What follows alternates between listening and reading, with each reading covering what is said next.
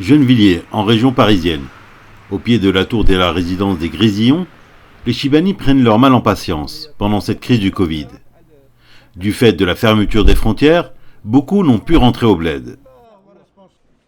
Mehdi vit en France depuis 1970. Il est locataire d'une modeste chambre dans le foyer et a connu de nombreux métiers.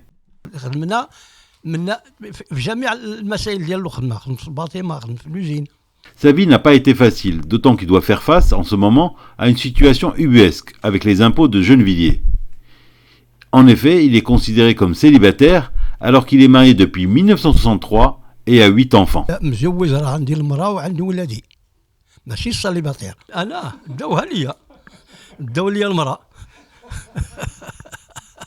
Mais derrière ce rire se cache une grande angoisse. Pour l'aider dans ses démarches, il a rendez-vous avec Ali Elbaz, un associatif du groupement d'information et de soutien des immigrés, le GISTI. Les impôts, c'est la première fois. La première fois. 510 euros. 510 euros. Alors que قبل شحال هنا عندك في فرنسا؟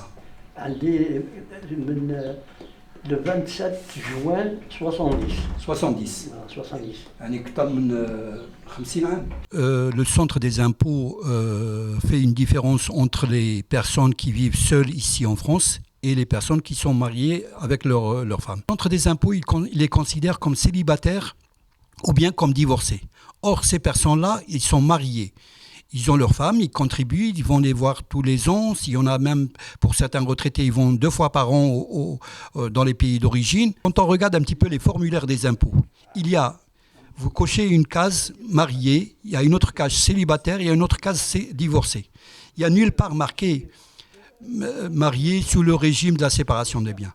Donc, pour les impôts, il faut que vous causiez la case célibataire. Or, les personnes, ils ne sont pas célibataires. Donc, c'est une atteinte à leur dignité.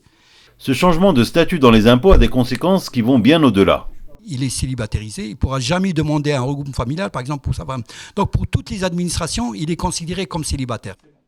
Le passage de marié à célibataire joue sur le quotient familial de la CAF. Ça bloque l'APL aux retraités. Il y a beaucoup de retraités qui ne touchent pas l'APL, ce qui veut dire que quand ils ne touchent pas l'APL, ils paient plein tarif.